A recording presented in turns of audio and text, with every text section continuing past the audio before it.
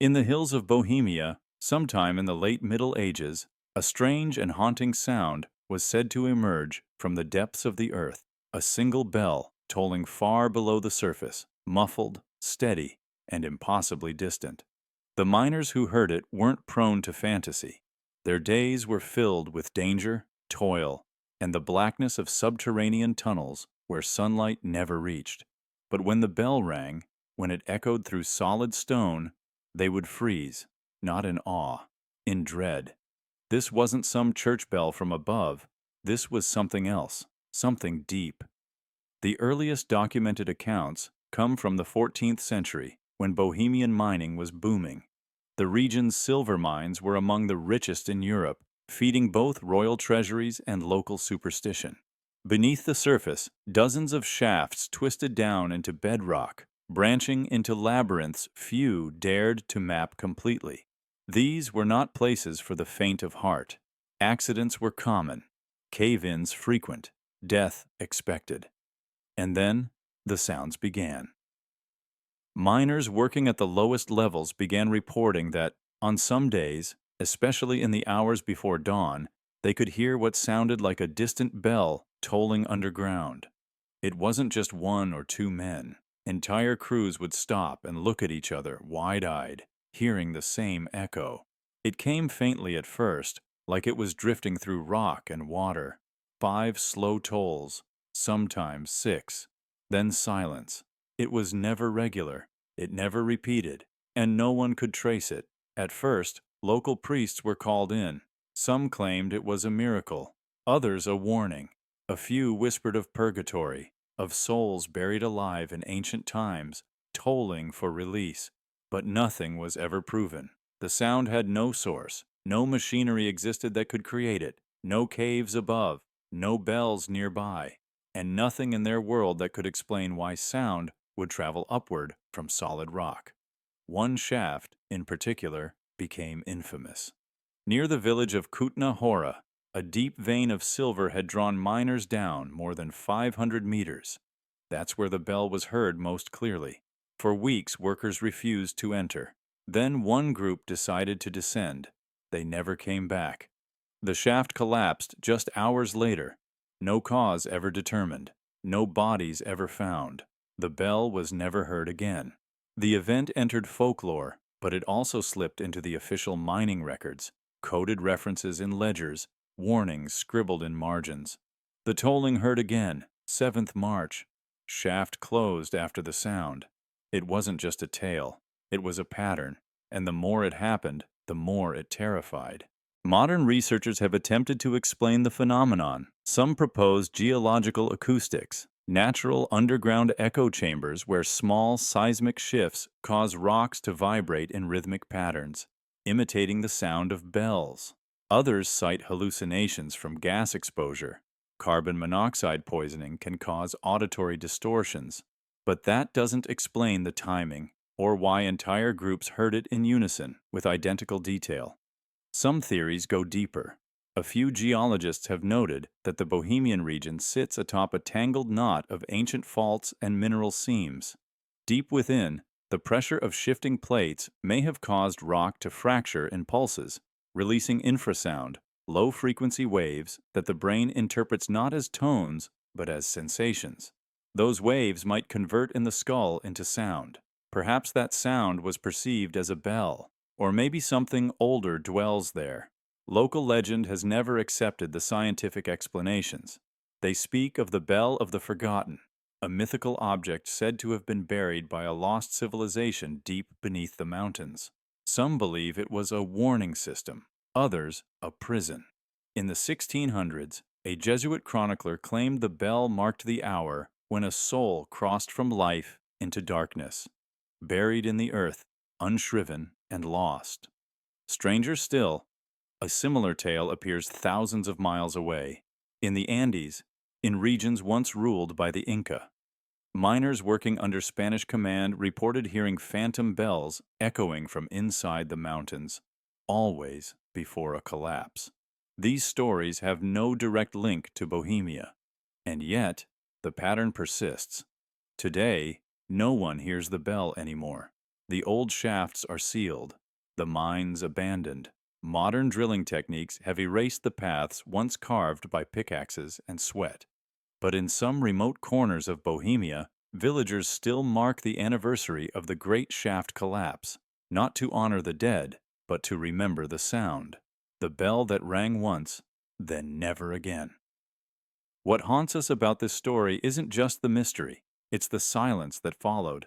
It's the idea that the earth itself could speak and then fall silent, that a warning could rise from the deep and still be ignored, that beneath our feet something ancient waits, and maybe once, just once, it rang the bell not to summon, but to warn us away.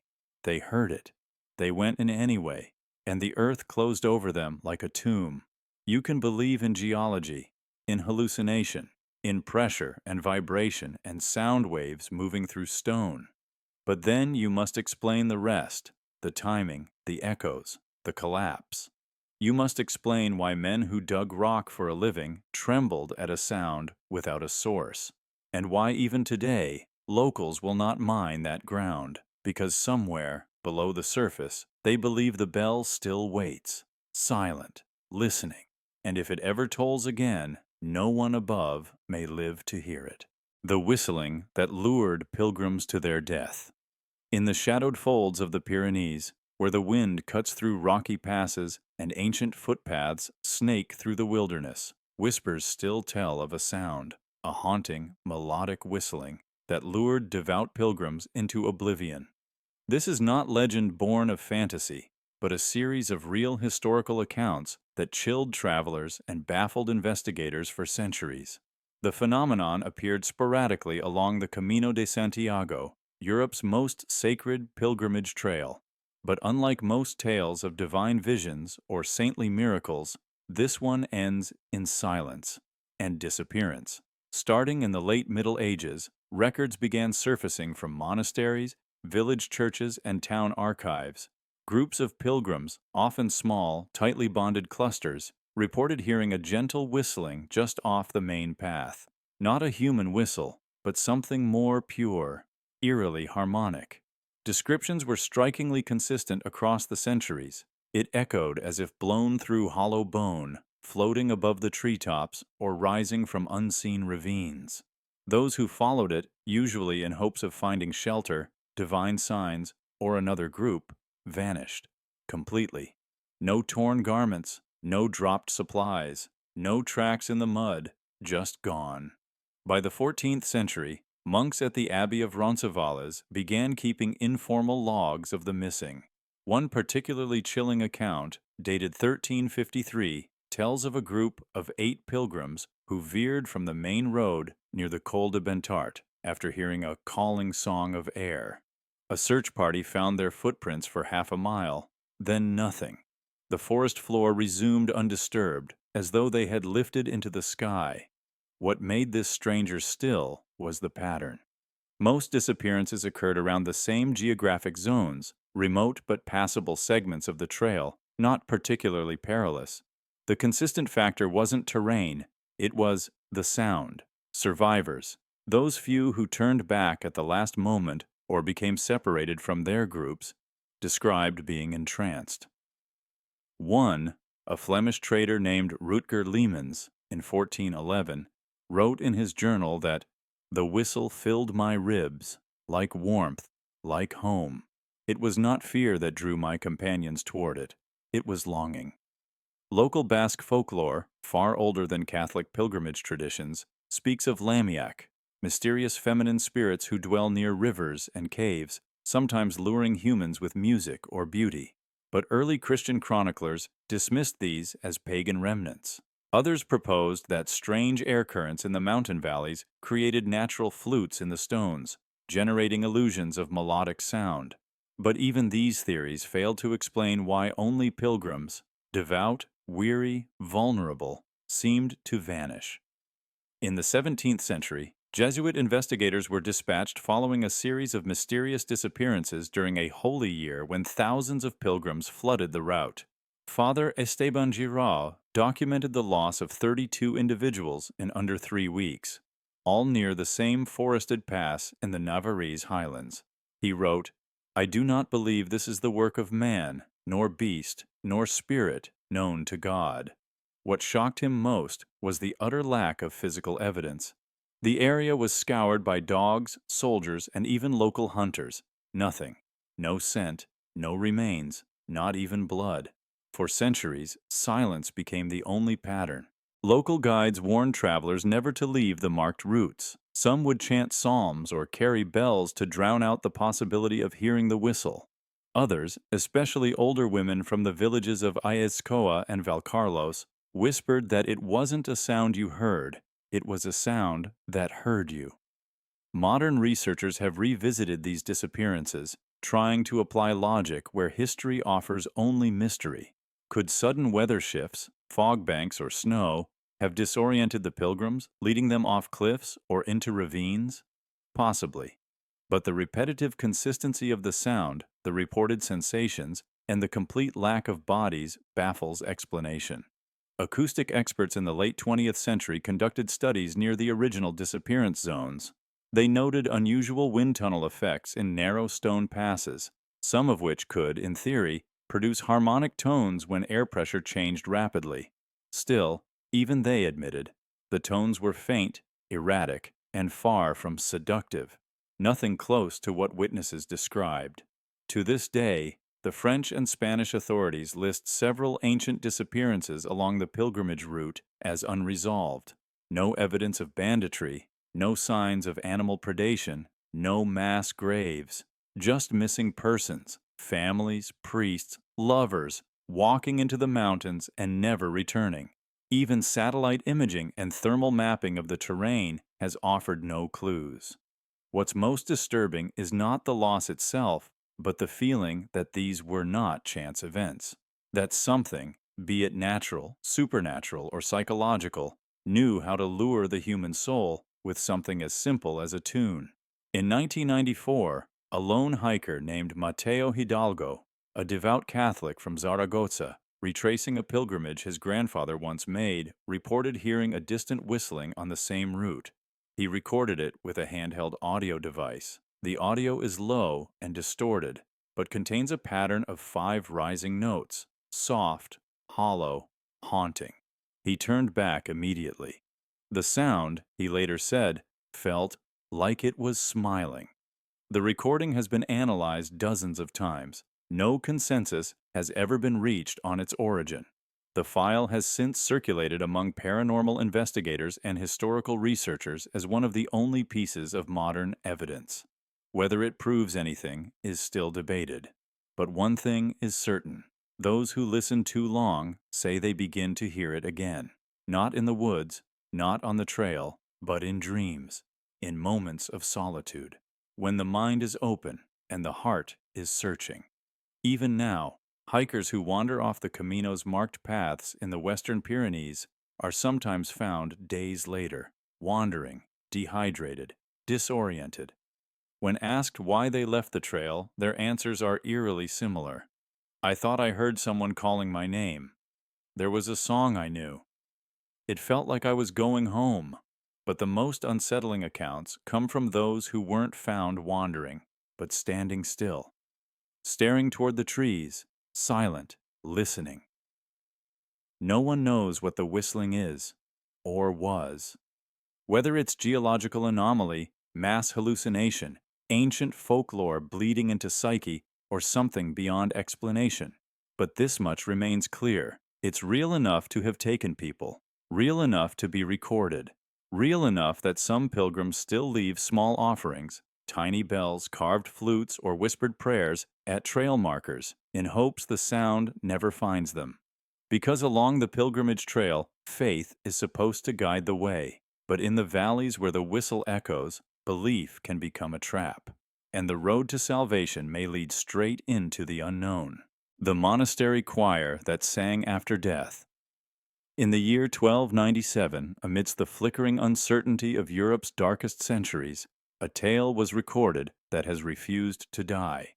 It came not from rumor or wandering minstrels, but from the inked account of a monastic chronicler, sworn to truth and silence. He claimed that one night, While traveling near the ruins of a once sacred monastery, he heard Latin hymns rising from the collapsed stone, not echoes of memory, but clear voices, multiple, united, solemn. He wrote that the sound came not from a traveler's dream, nor from wind tricking the ear, but from voices echoing where no voices should remain. The monks, he wrote, were still singing. The monastery in question had stood proud near the forested edges of what is now the French-German border, possibly in the Alsace region, though the chronicler refused to name the exact site. Once a thriving Benedictine outpost devoted to prayer and Gregorian chant, the monastery had been destroyed in a brutal raid decades earlier. Some say during a feudal land dispute, others believe it was part of a suppressed heretical purge. Whatever the cause, the monastery had been sacked, its library burned, its stone chapel shattered, and its inhabitants, every last monk, killed. For years after, the land lay cursed, avoided even by shepherds.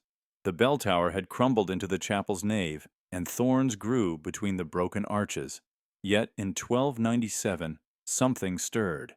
The chronicler was traveling by horse, returning from a diplomatic mission between abbeys, when a sudden mist descended near twilight.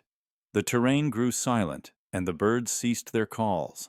As he neared the ruins, expecting only rubble and shadow, he heard the first voice, a single baritone intoning the opening lines of Dies Irae, the ancient hymn of the dead. Then more voices joined, dozens, perfectly in tune, rising in polyphonic chant. There were no instruments, no bells, only voices. The air itself trembled with the purity of the sound. The chronicler claimed he dismounted, approached on foot, and wept, not from fear, but awe. He described the sensation as if the air had split and something holy had bled through. Word spread quickly.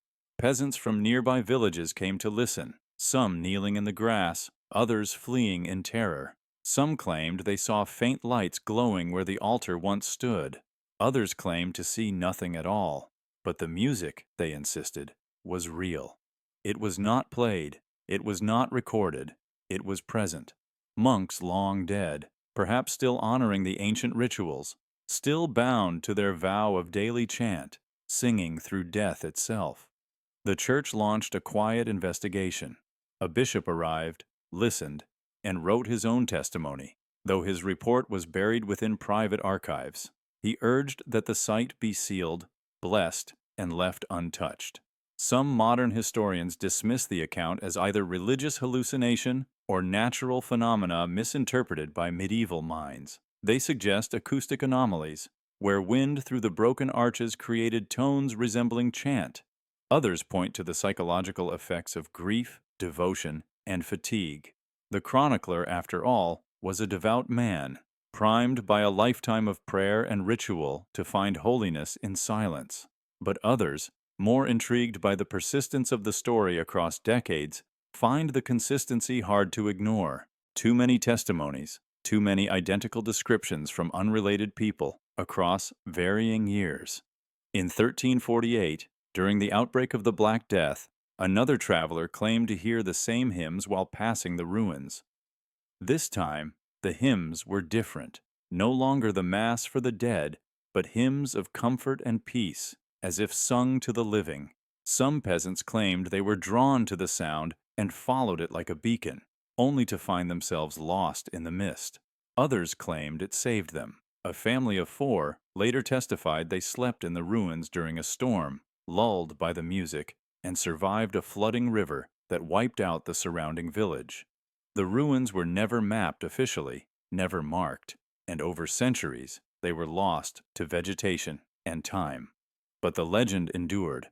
What fascinates scholars is the repeated insistence that the music was Latin, the melodies consistent with 13th century chant notation. Those who heard it recognized the Gloria, the Sanctus, even the Agnus Dei. In the early 1800s, a Romantic-era composer named Friedrich Vorn attempted to reconstruct the melody based on peasant accounts passed down orally. He reported that the tune came to him in a dream after sleeping near where he believed the ruins once stood. The piece, titled Cantus de Ruina, was never published during his life, but the manuscript survives. Modern scholars who analyzed the chant found it to match early Benedictine modes, with unusual harmonic intervals that were not common in peasant music, lending weight to the theory that what was heard or imagined truly reflected monastic structure. Some have speculated that the monks, killed during Vespers, may have died in mid-chant, their last earthly act a musical one. Perhaps their devotion was so deep, their schedule so unbroken, that the ritual itself imprinted upon the stones. Others, leaning toward the supernatural, believe the monks never left, that through divine mercy, or curse, they remained bound to their choir duties, neither in heaven nor on earth, but caught in a holy echo, where time itself pauses at the moment of prayer. There are few surviving physical traces. A fragment of a carved stone, perhaps from a cloister wall, was uncovered in 1931 by a farmer plowing a field near the suspected location. It bore a faint Latin inscription, Non cessabimus cantare, we shall not cease to sing. Whether it belonged to the lost monastery or was simply coincidence remains unknown. Yet for those who believe, it confirmed the whispers that somewhere, beyond moss-covered ruins and decaying chapels, a choir of the dead still lifts its voice, not in mourning, but in ritual, devotion, and faith. To this day, hikers have reported strange acoustics in some forested valleys across Alsace and Bohemia. Recordings have picked up faint harmonics that vanish when analyzed. No confirmed location has ever been rediscovered. No stone remains standing to mark the monastery's name. But in old village folklore, children are still warned. If you hear the monks sing at dusk, turn back. Do not listen too long. The songs, they say, are not meant for the living. The music may be beautiful, but it is not of this world, and sometimes it beckons, just as it did in 1297. When a monk, lost in mist and time, wrote by candlelight, I heard their voices, though they were long dead, and in that moment I feared not death, but silence. The screaming sky above Scotland. In the year 1322, long before the scientific age could offer its cold comfort of explanation, the skies over a corner of medieval Scotland ignited with terror. The chronicles of that year do not record a war or a plague, but something stranger, something the villagers would never forget. According to multiple surviving accounts, the sky did not just light up, it screamed, a sound so loud, so unnatural, that it was said to shatter the silence of the highlands like glass under pressure. Not thunder, nor wind, nor anything the ears of farmers and shepherds had ever known. They described it as a howling from the heavens, a roar that seemed to come not from the clouds, but from beyond them. It happened near the region now known as the Borders, where ancient paths crossed the kingdom's edge. The villagers were simple folk, literate in the language of seasons and sky, but not in ink. Their words survive through monastic chroniclers who preserve the testimony like Holy Writ. One such chronicler, a monk from Melrose Abbey, wrote that on a cold night in the autumn of that year, the air itself seemed to convulse. The stars, once steady and silent, were obscured by a flickering curtain of flame that slashed across the heavens. Just before this terrifying vision came the sound. Sicut clamor demonium, he wrote, like the screaming of demons. The people fled, abandoning livestock, homes, even children in the panic.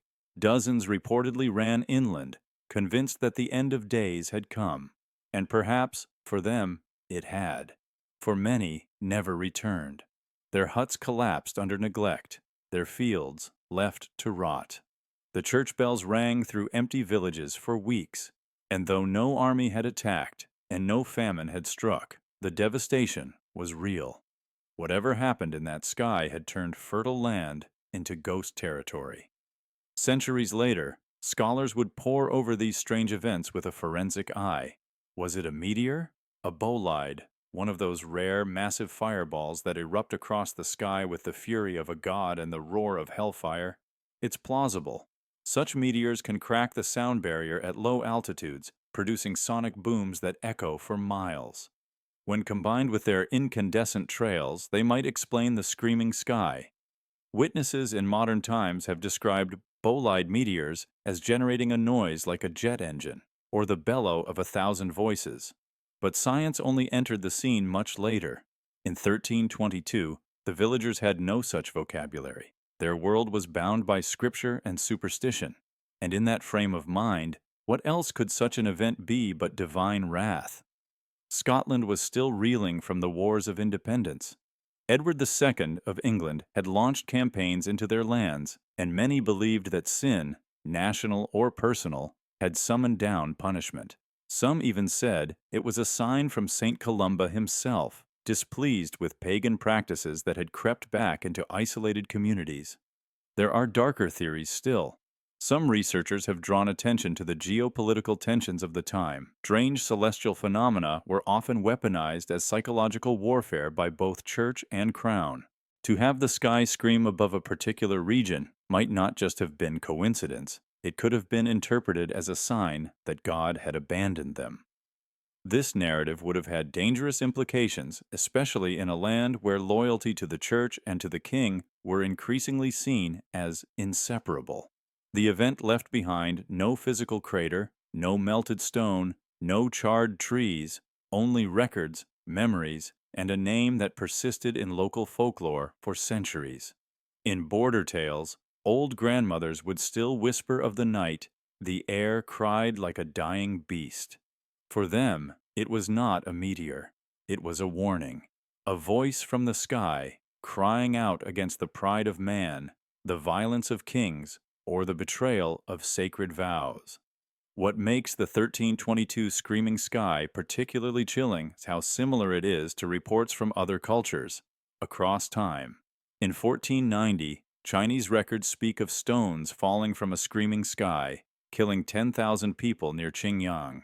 In 1908, the Tunguska event flattened miles of Siberian forest under a blinding explosion that some said began with a terrible roar. And in 2013, residents of Chelyabinsk, Russia, ducked in terror as a meteor exploded above them with a sound that shattered glass and echoed across continents. All of these events, seen now through the lens of physics, geology, and astronomy, find a place on our scientific maps. But in 1322, such a map did not exist. The people of that Scottish village faced something incomprehensible, and they did what humans have always done when facing the incomprehensible. They told stories. They passed on fear like inheritance, and in doing so, they made sure we remembered.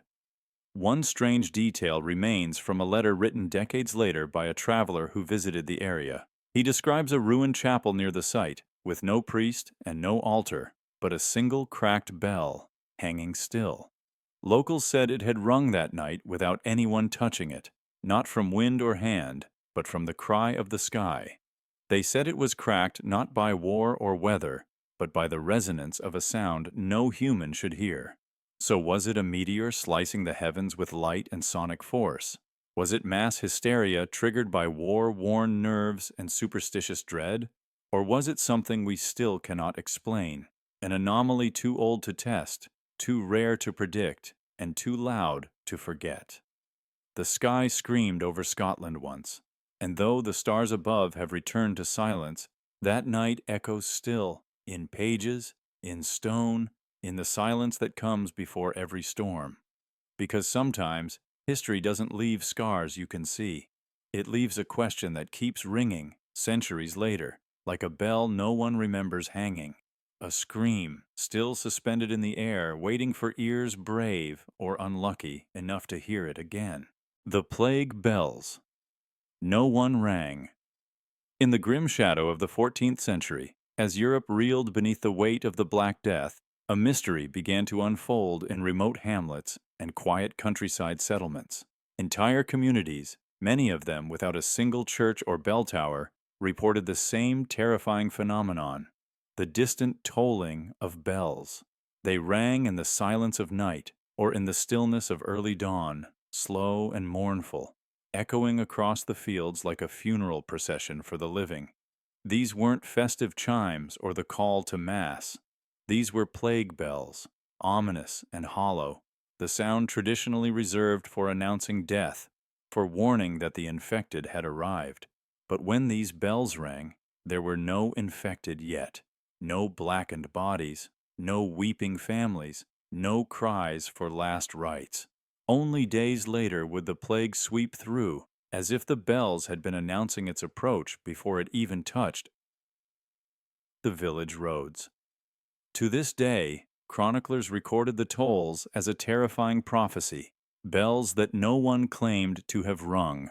Europe's network of parishes and monasteries in the 1300s was vast, but far from comprehensive.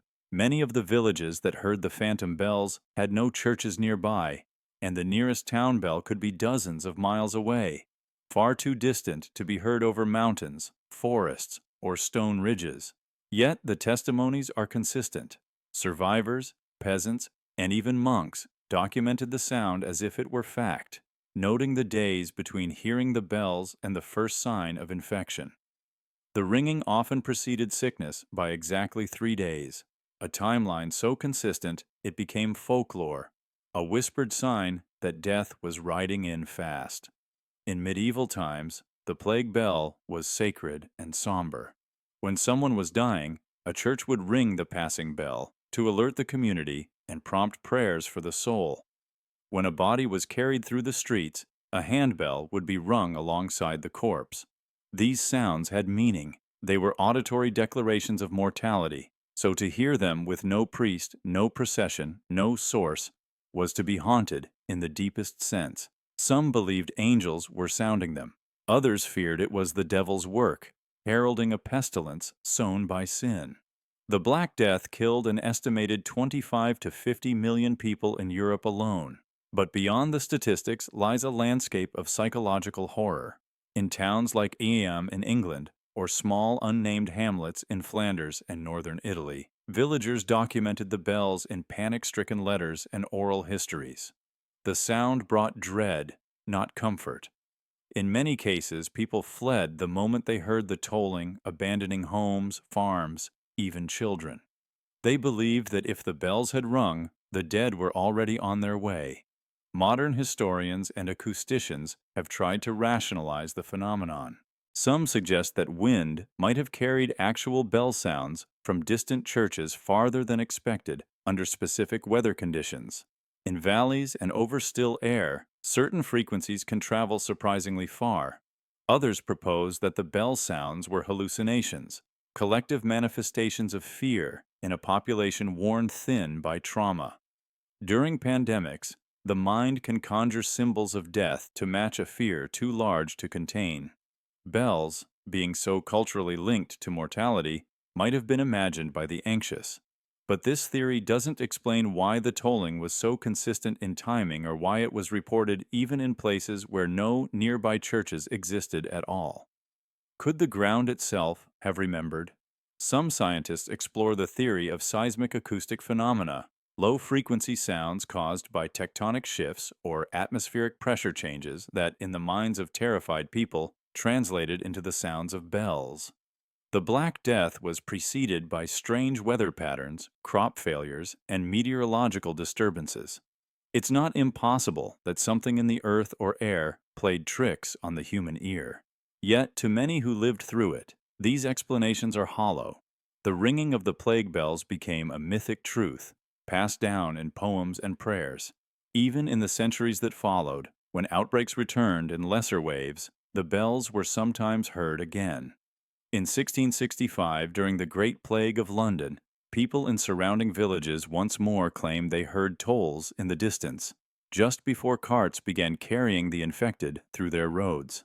The phenomenon wasn't limited to Christian communities either. In parts of the Islamic world struck by the plague, similar stories emerged, not of bells, but of distant drumming or chant-like vibrations that seemed to signal approaching doom. The instruments may have differed, but the rhythm of prophecy remained the same. There's a chilling possibility that the bells weren't simply symbols, they were warnings. Whether divine, environmental, or psychological, they may have marked an awareness that death had already taken root, that the infection was not just on its way, but already present in ways unseen, through a traveler who had not yet fallen ill, or a rat that had just entered a granary. The sound may have been a subconscious recognition of change, a shift in the world's balance sensed by animals, by the wind, even by the soil itself.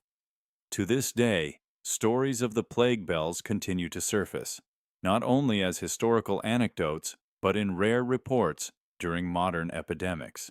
During the Spanish flu of 1918, some rural European towns claimed to hear similar tolls again.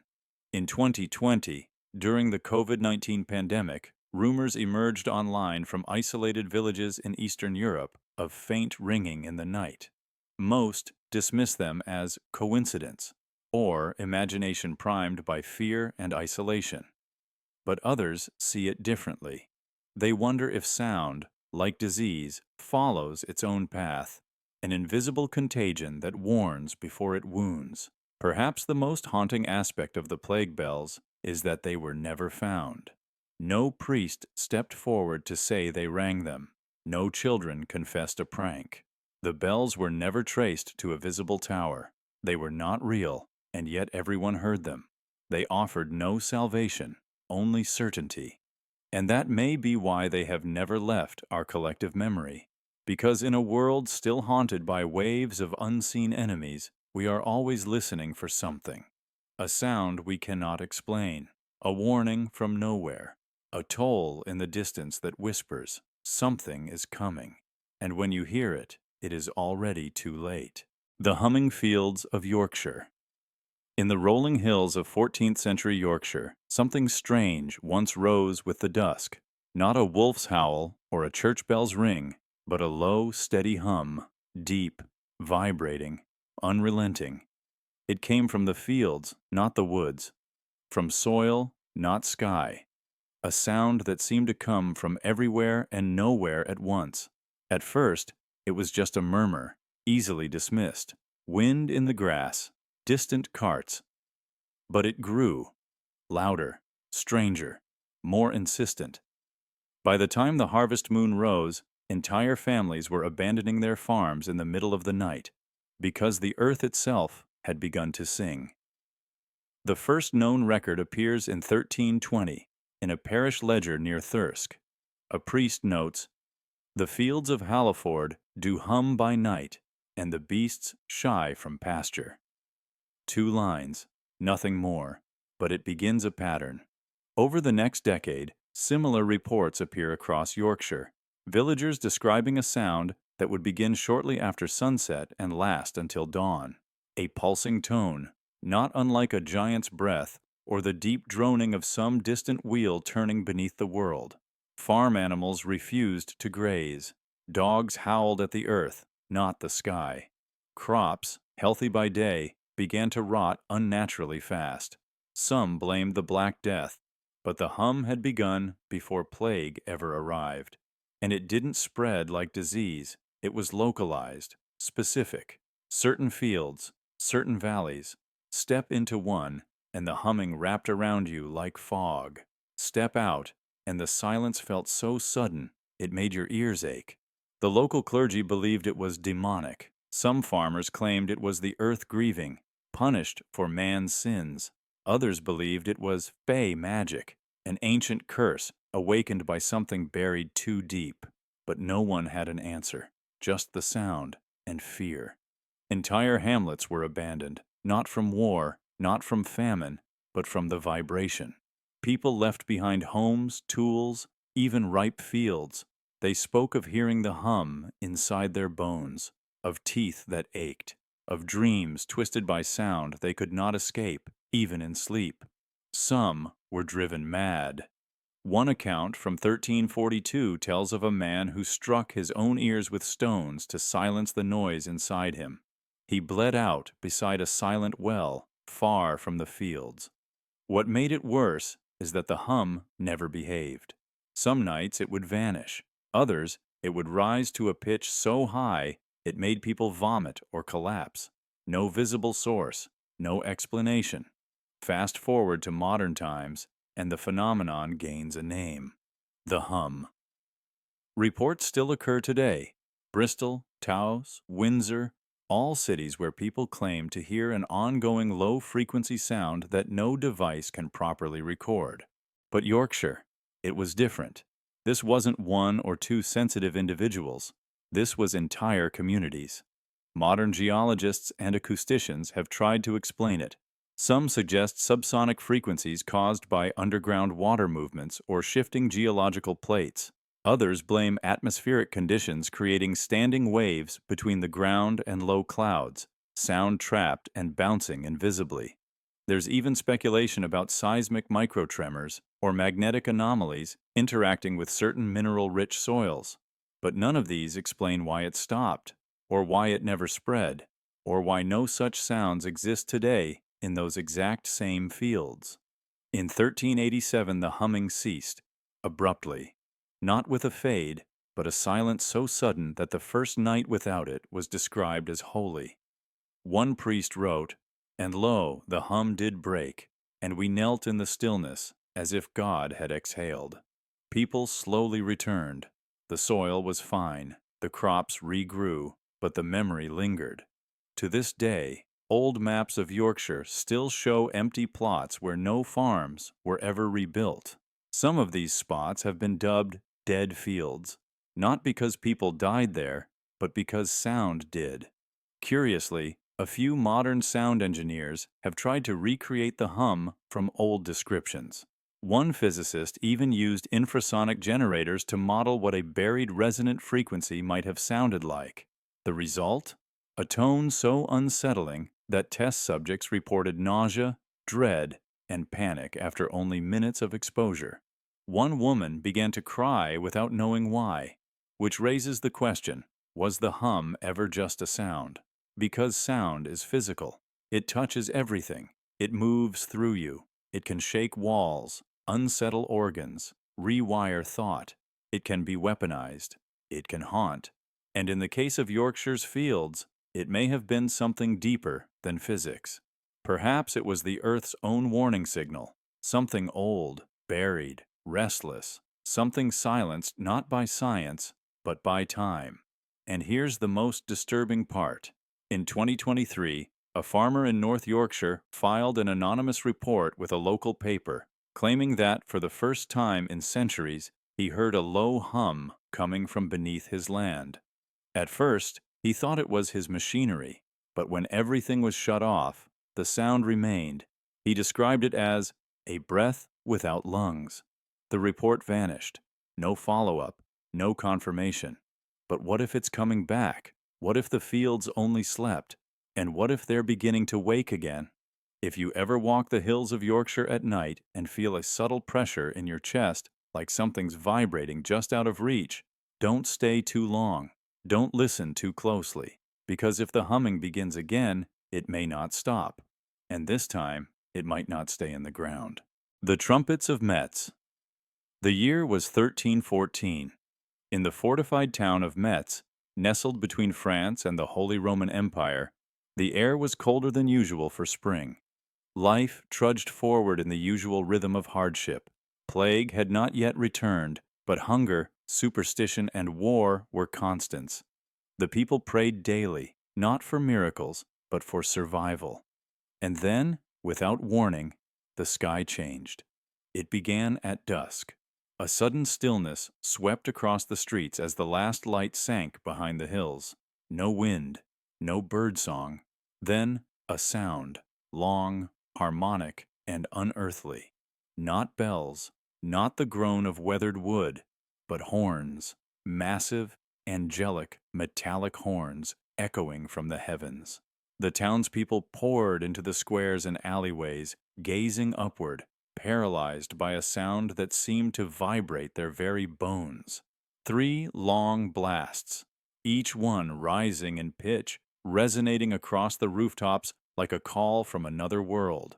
They called them the Trumpets of Heaven. Within the hour, panic erupted. The town priest dropped to his knees in the middle of the square, screaming that Judgment Day had come. Mothers clutched their children, begging God to spare them. Some wept openly. Others began confessing their sins to the night air. A few simply fled. But there was nowhere to run. That night, no one slept. The horns faded, but their echo remained. The air itself felt heavy, electrified. The town's chroniclers, writing with trembling hands, described it not as a sound, but as a presence, something ancient, intelligent, and cold. Then the dying began. The very next morning, the first body was found. A young boy collapsed on the steps of the church, his face pale, his lips blue. By midday, 5 more had fallen. Some complained of a sudden fever. Others simply dropped mid-step, as if snatched by invisible hands. By the second day, it was a dozen. By the third, over 50. The gravediggers couldn't keep up. Within a week, nearly a quarter of Metz was dead. No one could explain it. The victims did not exhibit signs of plague. There were no swellings, no festering boils, no pattern. The old and the young, the rich and the poor, the devout and the sinful, all perished without logic or warning. It was as if something invisible had swept through the town, taking souls as it passed. The priests declared it divine punishment. Word spread to neighboring regions that Metz had heard the trumpets of the apocalypse, and that their sins had called it down upon them. Travelers turned back at the city gates. Merchants refused to enter. Metz was quarantined by fear alone. But not everyone believed it was divine. Some local scholars attempted to find natural explanations. Could it have been a strange acoustic echo? An atmospheric disturbance bouncing sound from distant storms across the sky? Perhaps a seismic tremor, triggering a low-frequency hum. But no other town nearby heard anything. No storm had occurred. No quake had been recorded. Metz stood alone. In the centuries that followed, the trumpets of Metz faded into the pages of obscure European folklore. Some believed it was an early record of a skyquake, a rare geophysical event where tectonic shifts produce loud, trumpet-like noises. Others argued for psychological explanations, mass hysteria triggered by fear and religious fervor. But those theories fail to account for one chilling truth. The death toll was real. Official town records confirm a dramatic population drop within 8 days of the event. Hundreds dead. And yet, no documented battle, no famine, no plague, just the horns and the silence that followed. In modern times, stories of unexplained sky trumpets have resurfaced. From Canada to Ukraine, from the Arctic to Australia, people report hearing metallic, trumpet-like sounds echoing from clear skies. Some have captured them on video. Some say the earth itself is groaning. Others believe it is something else entirely. A warning, a signal, a memory of Metz returning. To this day, in the cathedrals of Lorraine, priests will not replicate the notes said to have been heard that night. Even centuries later, those who recall the tale say it was not a melody, but a message. A voice with no mouth, a cry that required no words. Was it divine? Was it natural? Or was it something else, older than faith, deeper than science, speaking in a language of frequency and fear? Metz still stands, but its dead do not speak. And if the trumpets sound again, would we listen? Or would we perish just as blindly as before? Because sometimes history doesn't echo. Sometimes it warns. The lost village of Warham Percy's sound curse. Warham Percy was once just another medieval village, modest, rural, and devout, tucked deep within the chalky hills of North Yorkshire. By the early 1500s, it was gone, abandoned, forgotten. Only the church ruins and bone-strewn fields would remain. Historians say it was destroyed by feudal landlords, famine, or the Black Death. But the villagers told a different story, one that was not recorded in royal documents or academic surveys. They spoke of a sound, a strange, low droning noise that pulsed through the ground, faint at first, easy to mistake for wind or the moan of distant cattle. But it grew louder, more persistent, and it came without wind, without birdsong, without source. The first mention appears in a 1482 parish record. The entry is short, almost dismissive. The people murmur of a tone, a hum in the hills that troubles the dogs. It would have passed unnoticed if not for the frequency of similar notes in the decades that followed. In 1490, Father Bertram, the village priest, wrote in his journal, "Nightly, I hear it now, a warble from the well, a pressure in the air. The Lord's house itself seems to tremble beneath the psalms." Accounts described the droning as relentless, neither song nor storm, but something mechanical in nature, centuries before any such machinery should have existed. Some villagers claimed it made their children ill. Others swore it invaded their dreams. One man refused to enter his own barn, saying the hum inside was louder than outside. When others checked, they heard nothing. But the man left the village the next day, never to return. The Tamsworth family were the last to remain.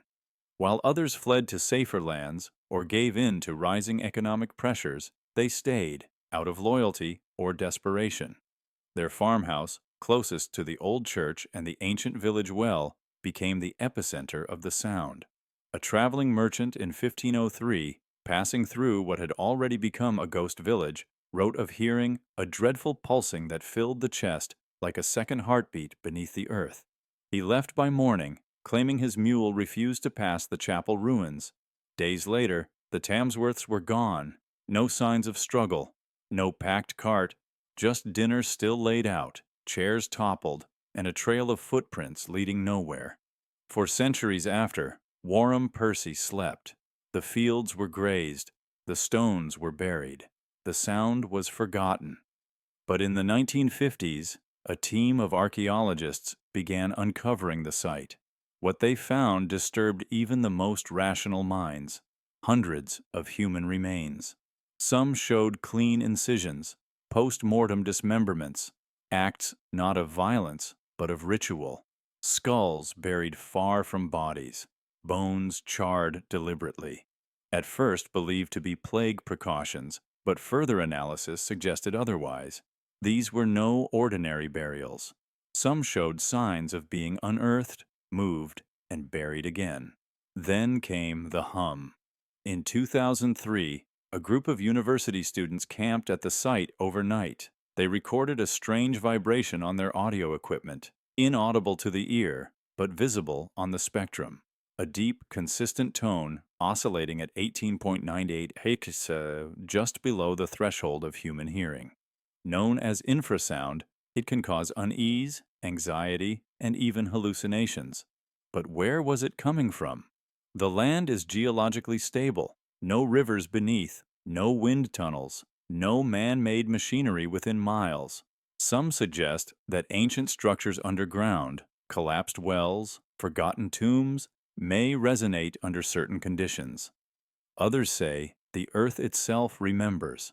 Local legends still whisper about the well near the old chapel. Children are told not to approach it. Dogs won't drink from it. Some say the well never dried, even during droughts, and if you lean over, late at night, you won't see your reflection, just darkness, deep and vibrating. Tourists sometimes report pressure headaches at the site. Others describe hearing nothing but still feeling as if something is pressing against their skin, humming without sound. One visitor in 2019 reported that their phone refused to record audio within a 50-meter radius of the ruins. Outside the boundary, the phone worked perfectly. Science has no conclusive answer. Some blame psychological suggestion, the power of myth. Others suspect electromagnetic phenomena or seismic microtremors amplified by the valley's natural acoustics. But none explain why only this place is affected, why the bones show patterns unseen elsewhere, why the villagers left not with panic, but silence. And so Warham Percy stands, empty but never still. The grass grows, the sheep wander, but the sound waits. Beneath the soil, beneath the memory of 1,000 forgotten voices, something lingers, something not yet done speaking. The wind that spoke Latin. In the year 1279, In the sun-drenched valleys of southern France, something ancient stirred in the air, something so strange, so unsettling that the clergy dared not give it a name. It began, as so many disturbances of the medieval world did, with whispers, not from mouths, but from the wind itself. The chronicles of the Benedictine abbey near Saint-Pont-de-Thomières record a phenomenon that has defied explanation for centuries: a wind that spoke. At first, it was subtle. The monks, trained to rise before dawn, began to notice that the morning winds had taken on a strange resonance. It wasn't the rustling of trees or the moan of rafters. It was language. Latin, unmistakably, but warped. Not sung, not spoken, but carried, effortlessly, on the breeze. Whole phrases, often ecclesiastical in structure, would ripple through the cloisters. But these weren't lines from Scripture. According to a scribe named Brother Etienne, they were not fit for recitation. He described them as profane echoes masquerading as prayer. The community tried to explain it away: hallucination, stress, demonic trickery. But the phrases grew louder, more distinct. They didn't come from any visible source. There were no figures in the fields, no chanting cults in the woods, just wind, moving with deliberate path, whispering at doors, sliding between stones, wrapping itself around the bell tower, and spilling into the monastery at dusk. One night, the abbot ordered the transcription of what was heard. 4 scribes, sat at different corners of the chapel. Each wrote frantically as the wind returned, curling like smoke beneath the door. The results, preserved in fragments, show shared sentences, strange riddles, anti-blessings, and broken homilies. One read, "In nomine tenebrarum pax invicta est." In the name of the darkness, peace is undefeated.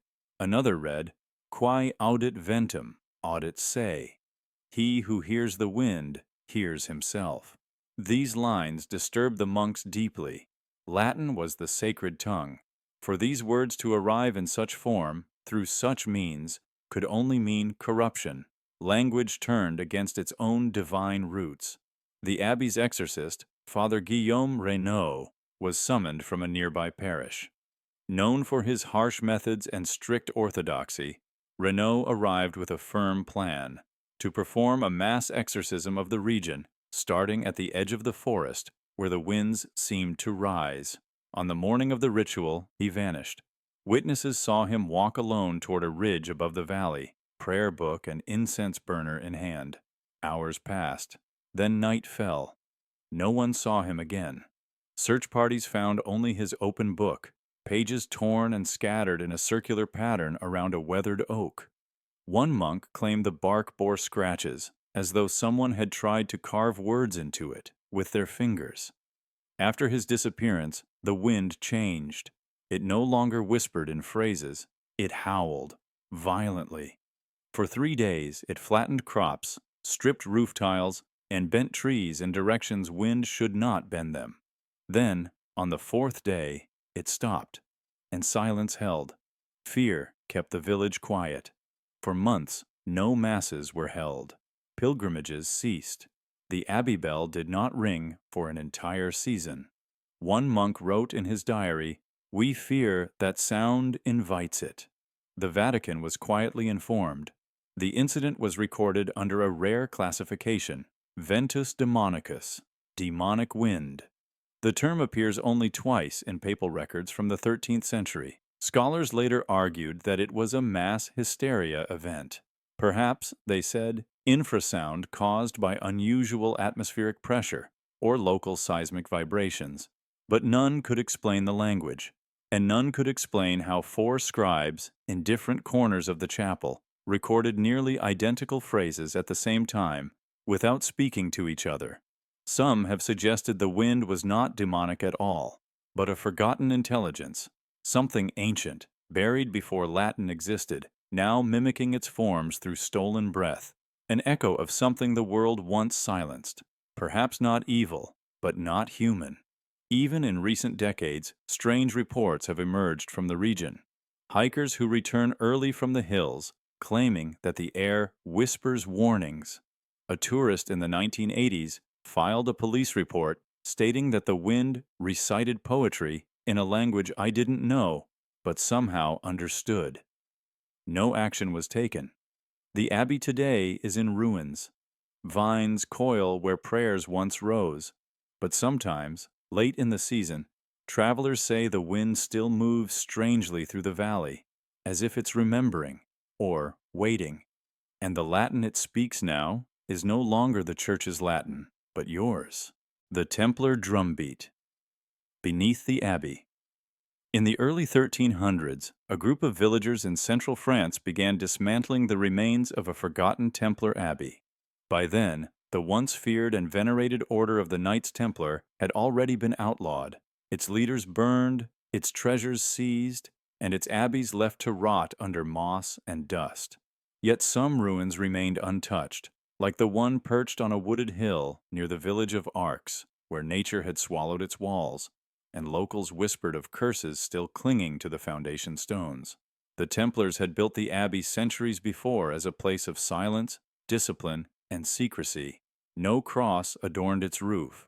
No record survived of what it contained. But in 1309, eager for limestone and timber, a group of peasants were granted permission to pull it down and repurpose its materials. They expected rotting beams and crumbling walls. What they didn't expect was the sound. It began on the fifth night, a slow, rhythmic pounding, dull at first, as if someone were striking a drum far below the earth. The workers paused, listened, joked that perhaps they were hearing thunder through the stone. But the sky was clear, no storms passed, and the sound returned the next night, then again and again, always after sunset, always beneath the same section of foundation, the southern wing, where the flooring bore faint, worn markings of a red cross, the Templar sigil. The men were unsettled, but not yet afraid. Superstition ran deep in the 14th century, but so did hunger, and the promise of silver for finished stone outweighed murmurs of ghosts. Still, some began to avoid the site after dark. One laborer claimed the rhythm grew faster when he stepped over the marked stones. Another, pale and shaking, swore he heard not just drumming, but breath, slow and deliberate, rising from the cracks like the sighs of a buried soldier. And then came the night the drumming changed. Eyewitnesses described it as sharper, more urgent, no longer the steady beat of a war march, but a frantic cadence, an alarm. That same night, a 26-year-old worker named Guillaume collapsed. He had complained earlier of pressure in his skull, of a sensation like teeth rattling behind his eyes every time he drew near the southern wall. Now, he writhed in the dirt, clawing at his chest, whispering something no one could understand. And then he went still. There was no wound, no blood, no fever, just silence. And in that silence, the drumming stopped, entirely, for the first time in weeks. The ground was quiet. The air was still. At first, the men waited for the sound to return. They came in groups, stood in the moonlight, pressing their ears to the cold stone floor. Nothing. No pulse. No echo. Only an absence that felt heavier than presence. Some refused to return after that. They called it an omen. Others believed Guillaume had broken some oath left by the Templars, that the abbey itself had taken him to seal something shut. The site was abandoned, sealed with rubble. No more stones were taken. No more men dared listen. Modern historians, always cautious, have tried to explain the phenomenon. Perhaps it was an underground aquifer, striking rock in pulses, or collapsing tunnels beneath the abbey, triggering rhythmic vibrations. But the timing, the precision, the sudden cessation at the exact moment of a man's unexplained death, those details don't fit so easily into seismic charts or weather logs. There's a deeper history to this abbey, too, one rarely discussed. Certain suppressed Templar documents refer cryptically to a ritual known only as Custodia Cadentis, Latin for the guardian below. It is mentioned only a few times, often alongside references to relics too dangerous to be moved. Some believe the Templars buried more than treasure. Some believe they buried something living, something bound. The rhythm, then, would not be noise. It would be a warning, or worse, something trying to surface, and Guyon, perhaps not just a casualty, but a key. In some Templar traditions, sacrifice was considered part of sealing pacts with divine forces, or containing demonic ones. What if the drumming only stopped because the price was paid? What if it was never random, but ritual? If so, that abbey floor wasn't stone, it was a lid. And Guyon's death wasn't coincidence, it was the lock. To this day, locals say the southern wall of the ruined abbey is colder than the rest of the ground. That grass grows sparse over it, that animals won't sleep near it.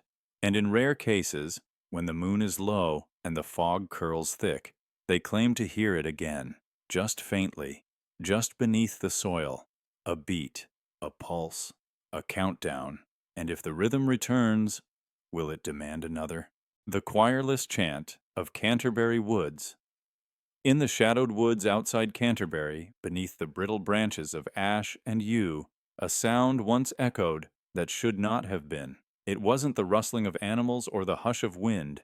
It was music. Gregorian chants, solemn and ethereal, drifting from no visible choir, hanging in the air like breath that refused to fade. This was the 12th century, an age of cloisters, manuscripts, and miracles. Pilgrims walked to Canterbury Cathedral to honor the recently martyred Thomas Becket. Monks, scholars, and penitents passed through the forest paths regularly. It was along one such path, near a clearing not far from St. Augustine's Abbey, that the phenomenon began. The first account comes from Brother Edric, a Benedictine monk. In 1171, he wrote that during Vespers travel through the woods, he and two companions heard chants, perfectly structured plain song, rising from the trees. Yet no choir was present. They knelt, thinking perhaps angels sang. But as they moved forward, the sound shifted, always remaining just beyond reach. No echo, no direction, just harmony in the leaves. They returned shaken, but unharmed. Others were not so lucky. In 1173, another monk, Brother Aelred, was sent alone to investigate. His last words, recorded in the abbey's log, were, "I hear the Sanctus. I go toward it." He vanished. No trace, no blood, just silence, as if the forest had swallowed him whole. Over the next decade, more reports emerged. The phenomenon was always the same. Chants with no visible source, melodies no human throat could sustain so perfectly. They came at dusk, and they always lured the listener deeper. Church authorities were divided. Some believed it was divine, a holy echo. Others called it deception, possibly the devil's trick to lure the faithful astray. One bishop insisted it was residual holiness imprinted on the forest, a spiritual echo of monks long dead. After all, the region had known martyrdom, exile, and war. Perhaps the trees remembered, but even in faith there was fear. The chants weren't always peaceful. One monk described the voices suddenly shifting, slowing, lowering, becoming almost inhuman. Harmonies turning to distortions, sacred words bending into languages no one recognized. Another reported that the longer one listened, the more the forest darkened. Light didn't just fade, it seemed absorbed. Travelers became lost within yards of the path, disoriented as if space itself had changed. Then there were the disappearances. Always the same pattern. Someone walks into the woods alone, following the music, and is never seen again. By the early 1200s, the church forbade solitary travel through the woods after Compline. Pilgrims were rerouted. Monks traveled in silence, but the sound didn't stop. Even when paths were abandoned, the chants still rose. Some said the forest had learned to sing on its own. Modern historians have searched for explanations. The most grounded theory involves natural acoustics. Some forests, under perfect atmospheric conditions, can carry sound in strange ways. A distant monastery, or even a town choir, could, in theory, create a phantom echo across miles of trees. But this fails to explain the precision, or the directionless source, or why the chants were often heard when no human choir was known to be singing. Others suggest it was a form of group auditory hallucination, perhaps triggered by intense religious devotion, sensory deprivation, or even fungal exposure. Certain mosses and mold spores common in medieval forests are known to cause mild hallucinations, but again, this doesn't account for the documented vanishings, or why the phenomenon was so consistently described across decades. Then there's the deeper theory. Some folklorists believe the forest was not echoing monks, but mimicking them. That something old, something neither divine nor demonic, had learned to copy the chants of men, perhaps a consciousness, perhaps a force tied to memory, death, or devotion. A kind of spiritual mimicry, a choir without throats, a song without a source. By the 1300s, the phenomenon seemed to fade. The woods were cleared for farmland, roads weaned, and the chanting ceased. But every few decades, a hiker or traveler reports something strange, a melody on the wind, too measured to be coincidence, too distant to chase. In 1987, a university student hiking near Canterbury recorded what she believed were birdsong patterns. When slowed and isolated, one of the audio engineers noticed something uncanny, a six-tone sequence nearly identical to the opening of a Sanctus chant. The recording was dismissed, but those who heard it said it stirred something, not fear exactly, but unease, like a memory not your own. What if the chants weren't echoes of monks, but warnings? What if those who vanished didn't disappear, but joined the song? And what if the forest still remembers the shape of their voices? So if you walk near Canterbury and hear singing where there should be none, do not follow. Do not listen too long, because some choirs were never meant to be found, and the forest never forgets a voice it's taken. The Howling Caverns that silenced a town. In the year 1388, deep in the green-shadowed hills of Gwynedd, Wales, a village vanished. There is no name for the town anymore. No map marks its place. Only fragments of parchment in abbey records and whispers passed through families tell the story of the howling, of the caverns, of the silence that came after. It began in early spring, when the thaw came late and the sheep refused to graze near the southern edge of town. That land, the villagers knew, dipped into a narrow limestone ravine where old mine shafts and natural caverns honeycombed the earth. Miners had once worked there, years ago, before something in the rock drove them out. Strange echoes, they said, unnatural winds, voices that didn't belong to any man. For decades, the caverns lay untouched, but in 1388, the howling returned. At first, it came softly, just after sundown, drifting on the wind, high, wavering, and not quite human, like a scream softened by distance. The villagers assumed it was foxes or wolves, but the animals were nowhere to be seen. And every night, the sound grew louder, closer. By midsummer, the howling came at the same hour each night, just after twilight. Doors were bolted, children hidden under straw. People stopped going out after dark. The local priest led nightly prayers, candlelight flickering as he read from the Psalms in a shaking voice. The howling changed, sometimes low and guttural, sometimes long and mournful, as if in pain. Some said it sounded like dozens of voices at once. Others swore it spoke names. Then came the disappearances. The first was a shepherd named Ewan, whose dog returned alone, whimpering and bloodied. Then a midwife, gone from her cottage without a trace. Finally, a group of 5 men, armed and determined to find the source, descended into the cavern one morning. They were never seen again. By late August, the townsfolk had made their decision. They would leave, but first they would seal the cavern for good. Puhas. All able-bodied villagers, men and women, worked through the night, dragging stone, timber, and even melted lead from smithies to block the narrow entrance to the caves. They worked in slants, the howling already beginning before the sun had fully set. It screamed louder that night than ever before, shaking shutters, cracking glass. One man reportedly fell to his knees sobbing, convinced he heard his dead wife calling from the cave. By dawn, the cavern was sealed. The villagers left the town within the week. No procession, no announcements. They scattered, some to Bangor, some farther south, some into England.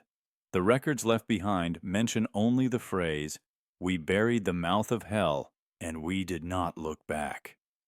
Monks from a nearby priory visited the site the following year. They found no one. The houses stood empty. Fields were overgrown. The cave entrance, now encased in stone and mortar, was silent. But even the monks refused to spend the night. So what was it? What drove them out? Modern scholars have speculated. Some believe the sounds were caused by wind rushing through complex cavern structures, creating natural resonance like a pipe organ buried beneath the earth. Others suggest escaping gases, perhaps sulfur or methane, could have affected the mind, inducing hallucinations or auditory distortions. Geological records confirm the area sits atop unstable limestone, prone to shifts and subsidence. Perhaps the earth itself was howling. Yet these theories do little to explain the precision, the timing, the escalation, or the terror so complete that a whole community abandoned its homes without battle, plague, or fire. In 1912, a Welsh historian named Alun Meredith tried to locate the site. Based on surviving church records and ancient boundary maps, he claimed to have found the sealed cavern, overgrown, buried beneath layers of earth and forest. He brought a team of 3 with shovels and a phonograph. They dug for a day, and then, at dusk, they stopped. They heard it. Meredith's notes from that evening are few. A single line, scrawled in haste. "It is not wind. It is not wolves." The team left before nightfall. The site was never excavated again. Today, the area is part of a forgotten woodland. Local hikers avoid it without knowing why. And still, some nights, when the wind is low, there are those who claim to hear something from beneath the moss and stone, a howl that doesn't fade with distance, a voice that seems to multiply. Some say the villagers of 1388 didn't flee the howling. They escaped whatever was making it, and they sealed it inside. The cathedral that sang before it collapsed. It was Christmas Eve, 1421. Snow clung to the cobbled streets of the Low Countries. Bells rang gently from distant parishes, and the bitter wind that curled through the alleys carried with it the scent of wax, pine, and winter smoke. In one town, its name lost to time, but believed to be near the Meuse River, something unexplainable began to stir within its towering cathedral. The townsfolk called it the Singing Night.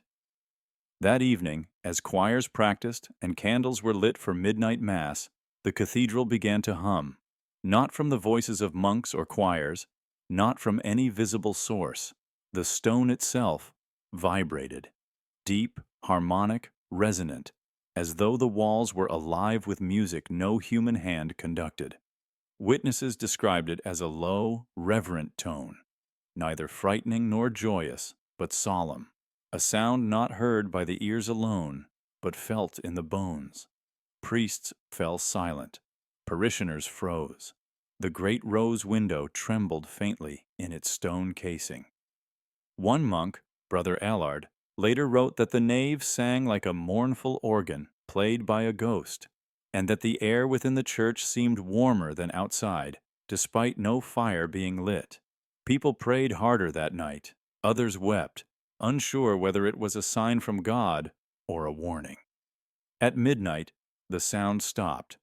On Christmas morning, the villagers gathered in the frost-bitten square ready to celebrate Mass. The sky was steel gray. The church doors opened. The priest lifted the chalice, and then, without warning, came the collapse. The central tower cracked with a thunderous groan. A pillar snapped like dry bone. One by one, the arches failed. The vaulted ceiling, once painted with saints and stars, plunged downward. Bells shattered. Stone flew. The choir was buried beneath rubble before their first hymn ended. Witnesses screamed, running from the square, watching the house of God crumble into ruin. Dust filled the air. Nothing remained but silence. Dozens died. Some were never found. Others had left moments before, claiming they had a bad feeling after the hum the night before. One survivor, a girl named Merritt, said she had heard the hum again just seconds before the collapse. One last note, as if the building was saying goodbye. There had been no earthquake, no visible damage to the structure prior. The cathedral had stood for over 100 years, an architectural marvel of early Gothic design, with buttresses as thick as city walls. Some blamed the frozen ground weakening foundations. Others pointed to the heavy snow that had weighed on the roof. But these were theories, offered by men desperate for order. What was undeniable was the sound. That unearthly harmony heard by dozens, if not hundreds, the night before. No one could explain it. No one had ever heard of such a thing, and no building before or after collapsed in quite the same way. Gradual decay was common, but this was total, instantaneous, as if the very spirit of the cathedral had departed and the body could no longer stand. In 1854, during renovations near the believed site, workers found strange acoustical stones buried beneath the foundation, a type of resonant limestone that vibrates under specific frequencies.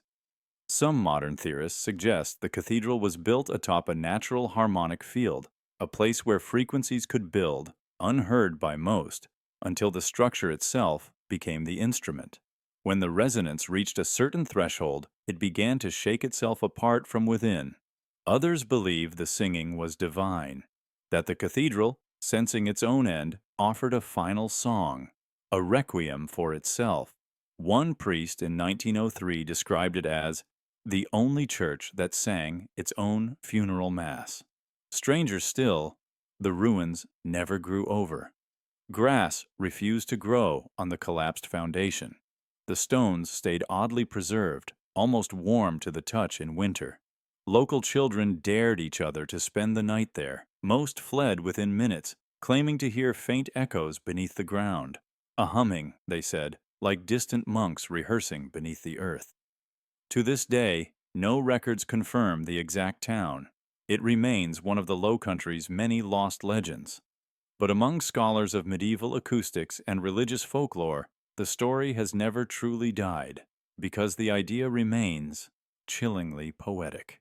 A church that could sing, not through organ pipes, but through its very walls. That hummed not in celebration, but in warning. That sang before it fell, as if it knew, and as if in that final moment it tried to leave something behind, not stone, not scripture, but sound, a farewell in frequencies, a hymn only the dying can hear. The silent horn of Montségur, in the shadow of the Pyrenees, where the jagged stone of Montségur rises like a sentinel over the valleys of southern France, a secret once echoed in silence, a horn that never made a sound. It is a strange legacy for a place already soaked in blood and belief. But among the last strongholds of the Cathars, this horn became both mystery and myth. According to captured inquisitorial records from the 13th century, the Cathars, a sect deemed heretical by the Catholic Church, possessed a relic unlike any other, a carved horn, smooth and pale, said to emit no sound when blown, yet to change reality in ways that defied every explanation. Those who touched it did not die. They simply vanished, and not into the air, but into something deeper, into dreams.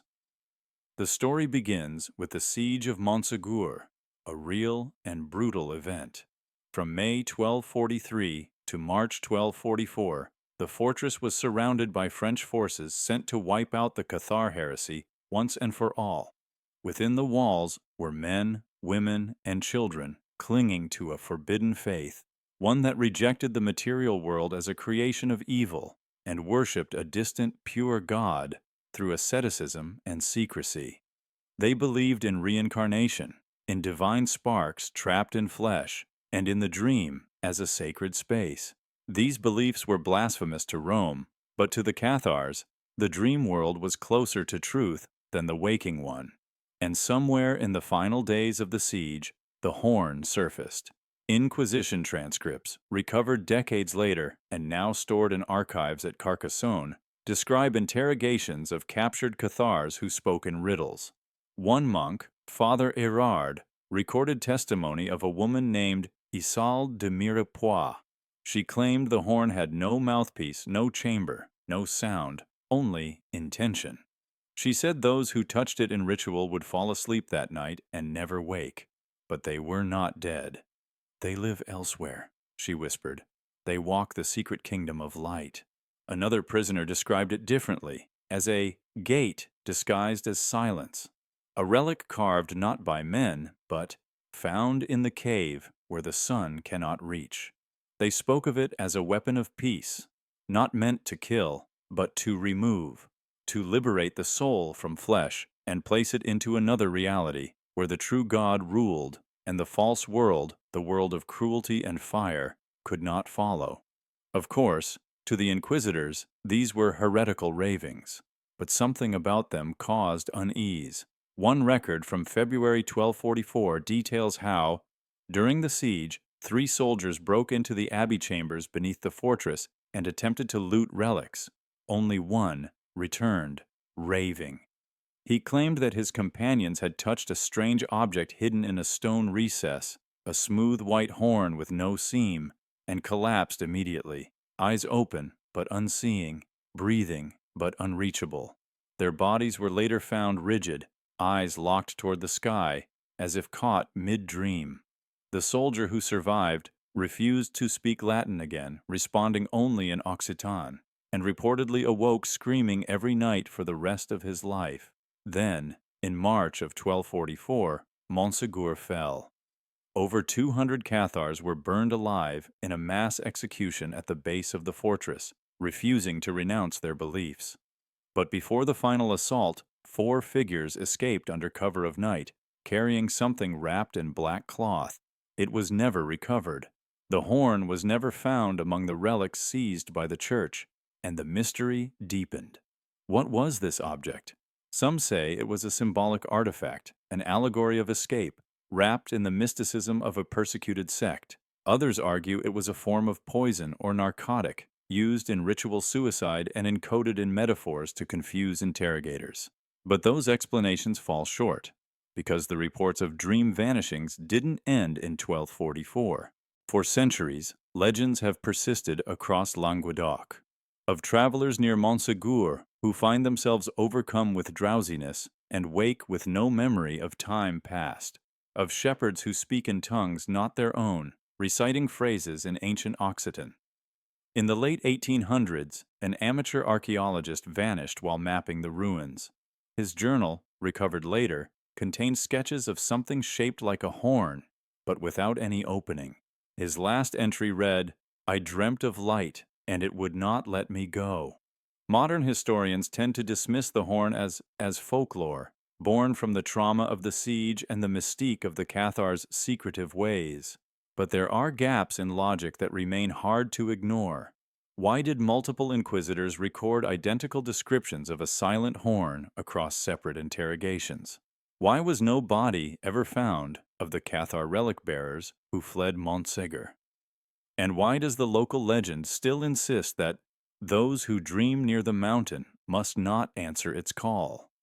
Perhaps the Cathars, with their obsession with dual worlds, were closer to some hidden truth.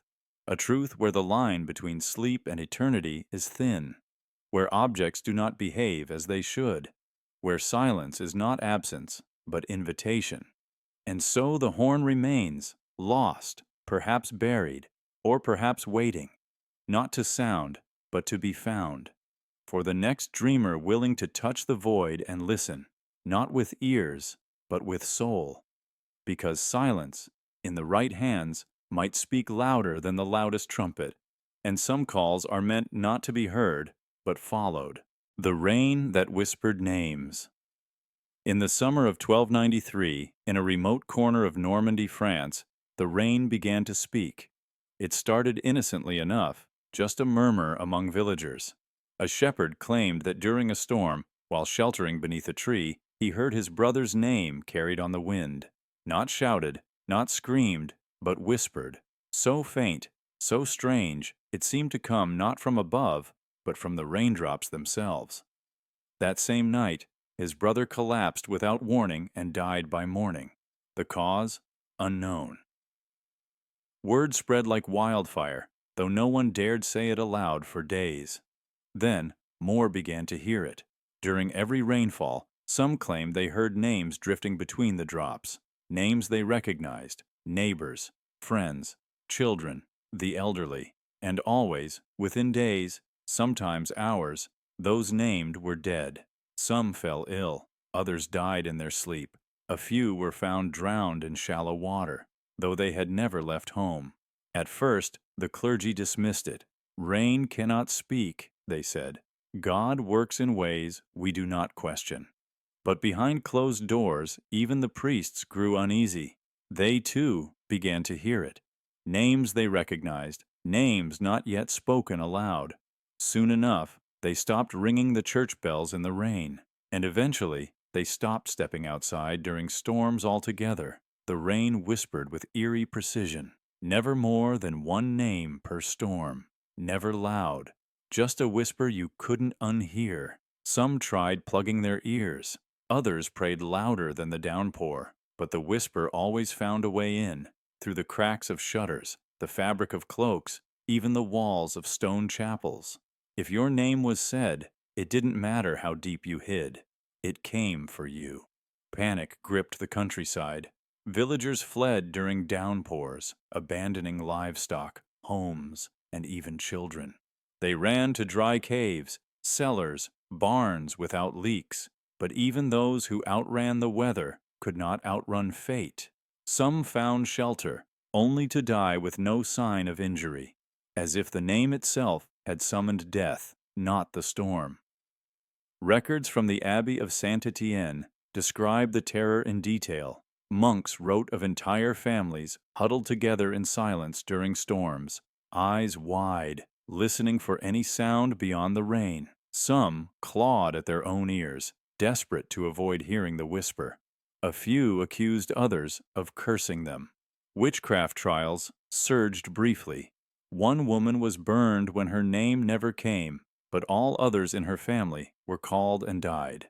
Survivors said she had made a pact, that she had given up their names to save herself. By midsummer, the region's population had dropped drastically, not from plague or war, but from fear.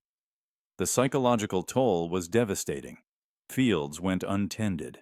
Bread wasn't baked. Children stopped playing. People moved in silence, always watching the sky. Some simply gave up, lying in the open during storms, inviting the voice to speak. They no longer feared death. They feared not knowing when it would come. Historians today debate the phenomenon. Was it mass hysteria?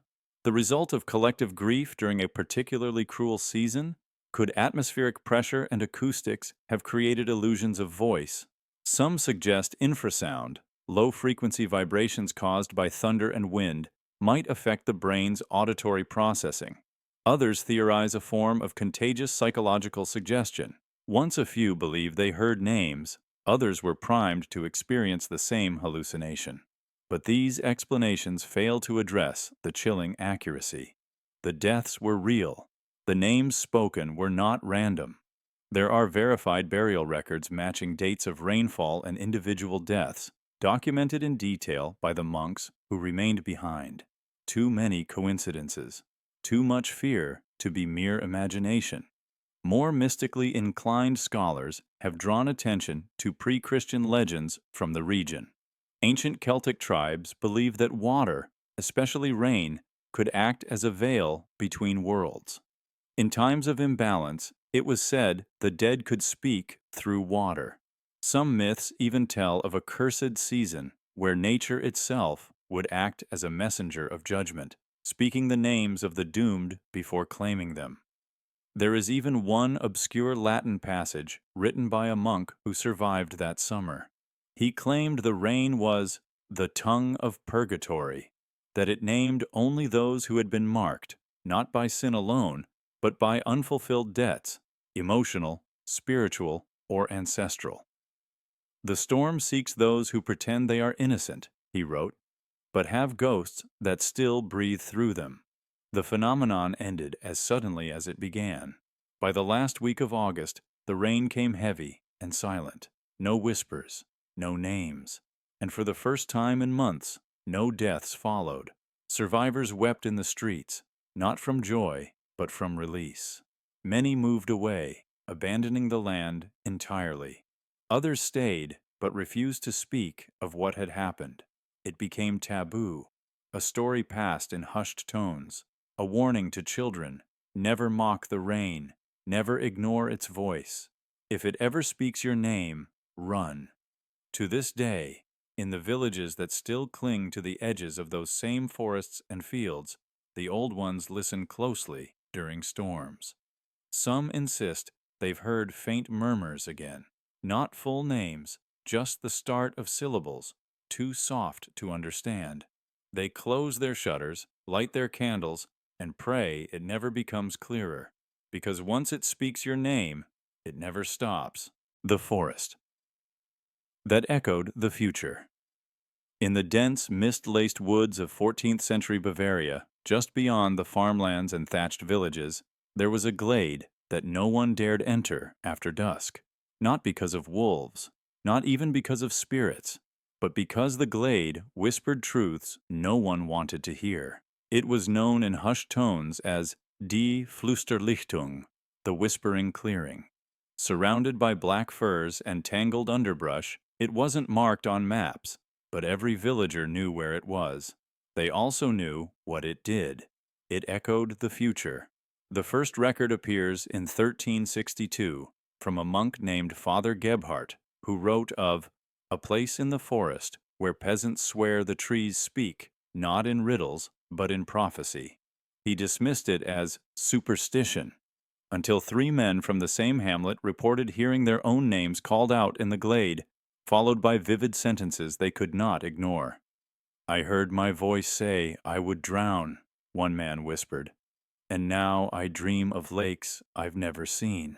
These weren't visions, they were echoes, clear as a conversation, and always spoken in the voice of the person destined to die. According to local testimony, the glade only spoke at dusk. As the sun dipped behind the hills and shadows pooled like ink, the air would turn unnaturally still. Then, voices, not always full sentences, sometimes a fragment, sometimes a gasp, but always in a tone that matched the listener exactly, as if the forest had stolen a piece of their soul and played it back. Soon, a pattern emerged. Those who heard their own death predicted often died exactly as described. A farmer warned of fire was found days later in a barn reduced to ash. A girl who heard herself whisper, "The well is deep," vanished during a dry season, and was discovered lifeless at the bottom of a stone shaft. Not everyone died immediately. Some lived for months, even years, but they all died as foretold, always. The church took notice. Initially skeptical, they sent investigators from the nearby abbey, but when one of their own, a young friar named Lucas, entered the glade and returned shaking, unable to speak for days, they reconsidered. He eventually broke his silence to say he had heard himself say, "I fall beneath the horse." Weeks later, during a simple courier trip, he was trampled to death by a spooked steed. Witnesses said his mouth was open in silent recognition, as if he had seen it coming. The glade was officially forbidden. A small wooden cross was erected at its edge, nailed with the words "Non loquaris illuc," speak not there, but it didn't stop people from trying. Curiosity is a cruel seduction, and for many, in an age of plague and famine, knowing one's death felt like control, a chance to prepare, to bargain, to change fate. Yet those who returned rarely found peace. Some came back raving, not just shaken, but fragmented. One man claimed the voice didn't just speak once, it kept repeating, echoing behind his thoughts.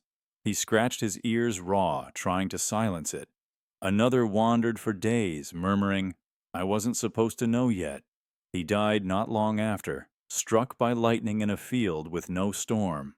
Modern skeptics argue the glade was nothing more than a case of mass hysteria, an isolated community burdened by trauma and shaped by religious fear, inventing stories to make sense of random tragedy.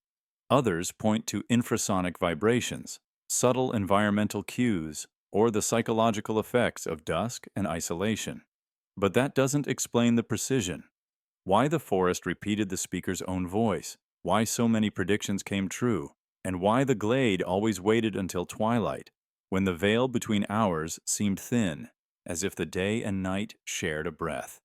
A few contemporary researchers have dared to compare the event to something far stranger: temporal resonance.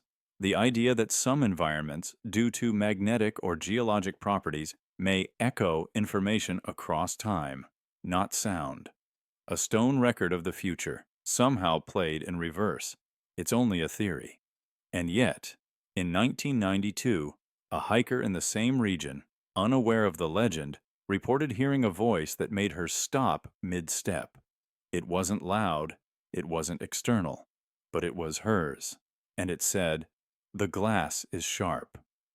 2 weeks later, she was hospitalized with nerve damage from a freak accident involving a broken window. When she read the old church records afterward, she wept. The site remains unmarked. Locals still avoid it. And when asked, they say the glade is quiet now, but not empty. Because prophecy isn't always grand. Sometimes it's a whisper, a reflection, a warning you weren't meant to hear. And once you've heard your own death, it waits for you. Not to punish, not even to haunt, but simply to arrive, just as you foretold. The castle walls that moaned at midnight. In the year 1388, deep in the green-shadowed hills of Gwynedd, Wales, a village vanished. There is no name for the town anymore. No map marks its place. Only fragments of parchment in abbey records and whispers passed through families tell the story. The story of the howling, of the caverns, of the silence that came after. It began in early spring, when the thaw came late and the sheep refused to graze near the southern edge of town. That land, the villagers knew, dipped into a narrow limestone ravine where old mine shafts and natural caverns honeycombed the earth. Miners had once worked there, years ago, before something in the rock drove them out. Strange echoes, they said, unnatural winds, voices that didn't belong to any man. For decades, the caverns lay untouched, but in 1388, the howling returned. At first, it came softly, just after sundown, drifting on the wind, high, wavering, and not quite human, like a scream softened by distance. The villagers assumed it was foxes or wolves, but the animals were nowhere to be seen. And every night, the sound grew louder, closer. By midsummer, the howling came at the same hour each night, just after twilight. Doors were bolted, children hidden under straw. People stopped going out after dark. The local priest led nightly prayers, candlelight flickering as he read from the Psalms in a shaking voice. The howling changed, sometimes low and guttural, sometimes long and mournful, as if in pain. Some said it sounded like dozens of voices at once. Others swore it spoke names. Then came the disappearances. The first was a shepherd named Iwan, whose dog returned alone, whimpering and bloodied. Then a midwife, gone from her cottage without a trace. Finally, a group of 5 men, armed and determined to find the source, descended into the cavern one morning. They were never seen again. By late August, the townsfolk had made their decision. They would leave. But first, they would seal the cavern for good. All able-bodied villagers, men and women, worked through the night, dragging stone, timber, and even melted lead from smithies to block the narrow entrance to the caves. They worked in silence, the howling already beginning before the sun had fully set. It screamed louder that night than ever before, shaking shutters, cracking glass. One man reportedly fell to his knees sobbing, convinced he heard his dead wife calling from the cave. By dawn, the cavern was sealed. The villagers left the town within the week. No procession, no announcements. They scattered, some to Bangor, some farther south, some into England. The records left behind mention only the phrase, "We buried the mouth of hell, and we did not look back." Monks from a nearby priory visited the site the following year. They found no one. The houses stood empty. Fields were overgrown. The cave entrance, now encased in stone and mortar, was silent. But even the monks refused to spend the night. So what was it? What drove them out? Modern scholars have speculated. Some believe the sounds were caused by wind rushing through complex cavern structures, creating natural resonance like a pipe organ buried beneath the earth. Others suggest escaping gases, perhaps sulfur or methane, could have affected the mind, inducing hallucinations or auditory distortions. Geological records confirm the area sits atop unstable limestone, prone to shifts and subsidence. Perhaps the earth itself was howling. Yet these theories do little to explain the precision, the timing, the escalation, or the terror so complete that a whole community abandoned its homes without battle, plague, or fire.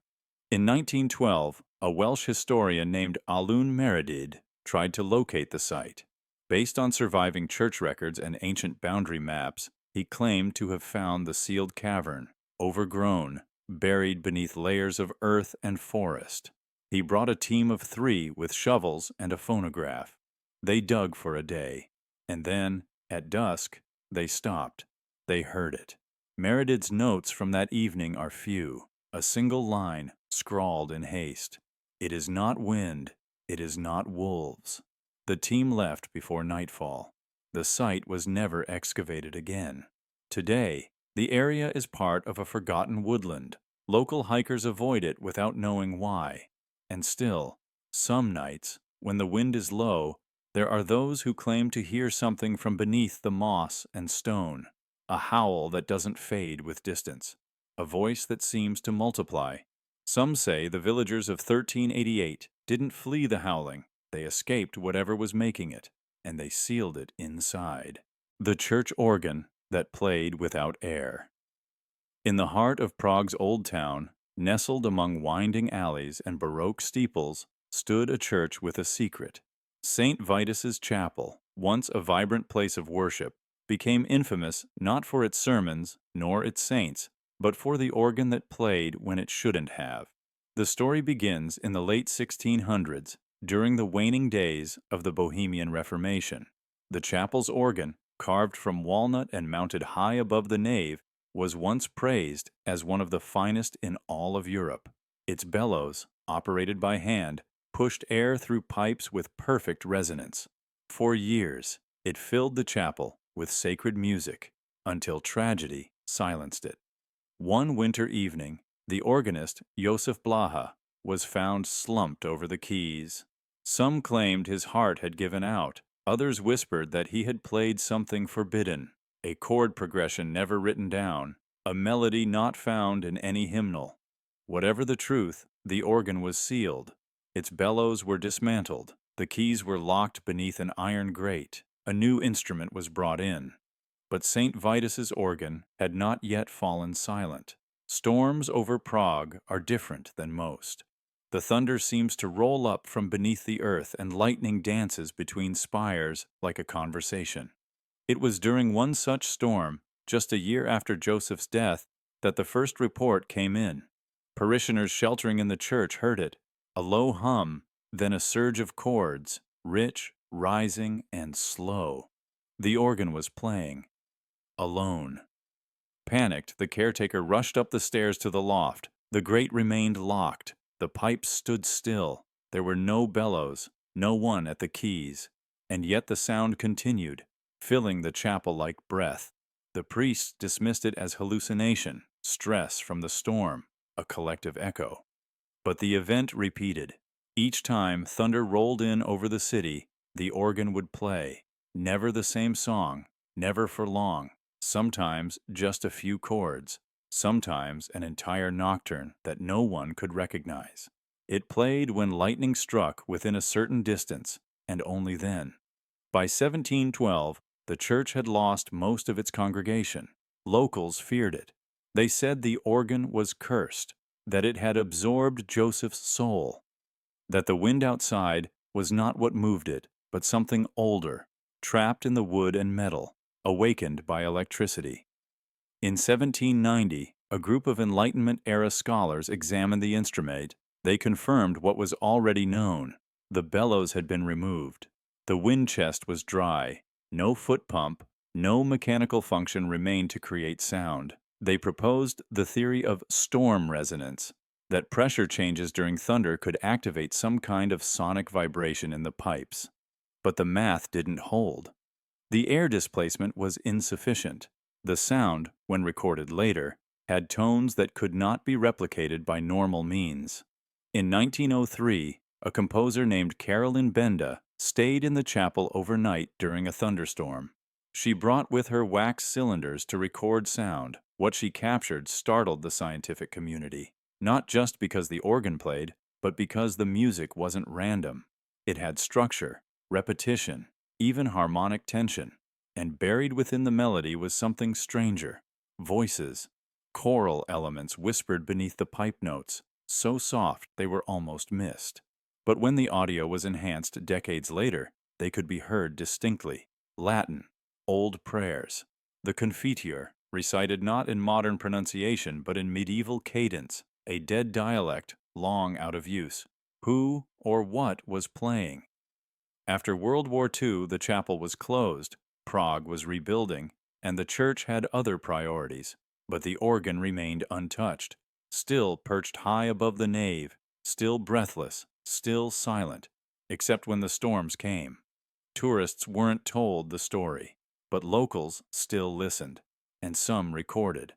To this day, rare field recordings circulate online, brief, scratchy clips of an organ playing into the night, captured by phones or handheld mics when lightning touches the rooftops. No definitive explanation exists.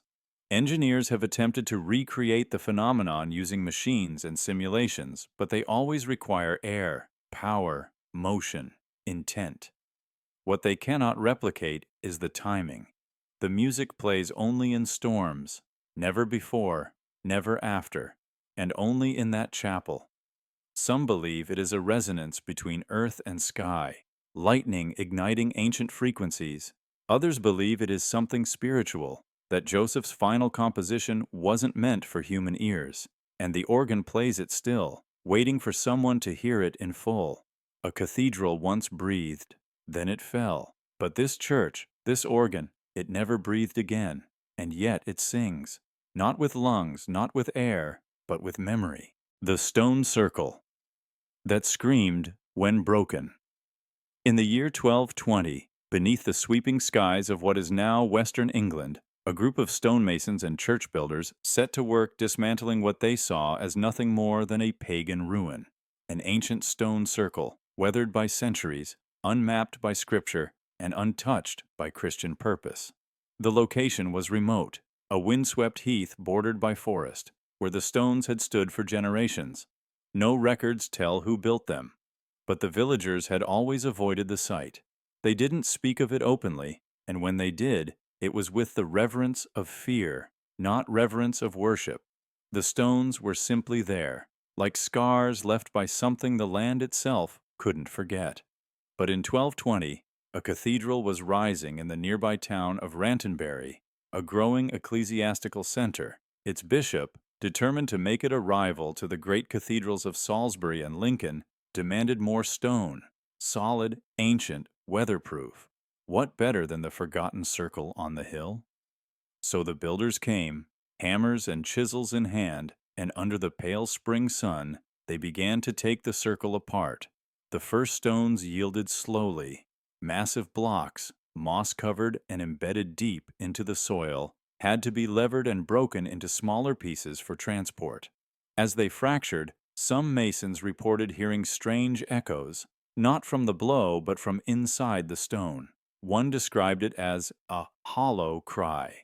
Another said the stones shuddered, like wood might scream if it were alive. Still, the work went on. Blocks were carted down the hill and stored in the cathedral yard to be shaped into arches and columns. By midsummer, much of the circle had been reduced to quarried stone, except for one slab, the tallest of them, which cracked violently during removal. The head mason, Henry Elston, was struck in the face by a flying shard and lost an eye. That night, the screaming began. At first, it was dismissed as wolves or wind. But those who lived near the cathedral yard insisted the sound came from the stones themselves, loud, inhuman shrieking from no throat that could breathe. It didn't echo through the air, but vibrated from the ground, rising up through floorboards, walls, and teeth. Livestock panicked. Candles would flicker violently and extinguish at random, even in windless rooms. The bishop ordered a night watch. Armed guards were stationed near the stones. At midnight, they fled. Witnesses claimed the screams were not just loud, they were anguished. Words could not be made out, but the tones held grief, rage, and something ancient, something not meant for human ears. A local priest tried to bless the stones. He collapsed, convulsing, and afterward could only speak in rhyme for 3 days, claiming he had heard the voice of Earth's oldest wound. Builders refused to touch the blocks again. Carving tools broke when placed upon the stone. 3 apprentices developed nosebleeds that wouldn't stop. One man claimed he had dreamed of the original circle intact, surrounded by people with silver eyes, kneeling in silent worship. He said they turned to him all at once and screamed until the dream shattered into flame. Eventually, the bishop gave in. The stonemasons gathered at dawn and buried the stones in a field outside the town. Not re-erected, not returned, but sunk deep, covered in soil, as if trying to smother a voice. And when the last block vanished beneath the dirt, the screaming ceased. But silence does not always mean peace. That same year, construction on the cathedral slowed. Stones cracked during setting. A tower collapsed during framing, killing 2 clerics. The bishop died in his sleep weeks later, his mouth reportedly frozen in a silent scream. His replacement halted all stonework using the quarried blocks. He ordered them never to be unearthed again. In the centuries since, the field has been left untouched. Locals call it the weeping ground. Farmers refuse to plow there. Dogs will not cross the boundary. In the 1800s, a scholar from Oxford attempted to excavate the buried stones, citing the story as mere superstition. That night, his horses fled their stables and his assistant vanished. The excavation was abandoned. Modern archaeologists are cautious. The location remains unverified, but references to the incident survive in monastic letters and parish records, though always in vague, almost reluctant phrasing. One scroll, stored in Hereford's cathedral archive, reads, "Where once they stood to bind the sky, they scream now in dark earth, not forgotten, only buried, only waiting." Some believe the stones were part of a prehistoric temple. Others say they marked a place of burial, not of bodies, but of events, of memory, of something imprisoned in silence. Whatever the case, something about the circle was broken when the stones were shattered, not just structure, but containment, because sound, in its oldest form, was sacred, not music, not voice, but resonance, the deep, forgotten language of the world itself. And some things, once cracked open, don't stop screaming. They just wait for someone to listen again. The whisper that spread the plague. In the summer of 1293, in a remote corner of Normandy, France, the rain began to speak. It started innocently enough, just a murmur among villagers. A shepherd claimed that during a storm, while sheltering beneath a tree, he heard his brother's name carried on the wind. Not shouted, not screamed, but whispered, so faint, so strange, it seemed to come not from above, but from the raindrops themselves. That same night, his brother collapsed without warning and died by morning. The cause? Unknown. Word spread like wildfire, though no one dared say it aloud for days. Then, more began to hear it. During every rainfall, Some claimed they heard names drifting between the drops, names they recognized, neighbors, friends, children, the elderly. And always within days, sometimes hours, those named were dead. Some fell ill, others died in their sleep. A few were found drowned in shallow water, though they had never left home. At first, the clergy dismissed it. Rain cannot speak, they said. God works in ways we do not question. But behind closed doors, even the priests grew uneasy. They, too, began to hear it. Names they recognized, names not yet spoken aloud. Soon enough, they stopped ringing the church bells in the rain. And eventually, they stopped stepping outside during storms altogether. The rain whispered with eerie precision, never more than one name per storm, never loud, just a whisper you couldn't unhear. Some tried plugging their ears, others prayed louder than the downpour, but the whisper always found a way in, through the cracks of shutters, the fabric of cloaks, even the walls of stone chapels. If your name was said, it didn't matter how deep you hid, it came for you. Panic gripped the countryside. Villagers fled during downpours, abandoning livestock, homes, and even children. They ran to dry caves, cellars, barns without leaks.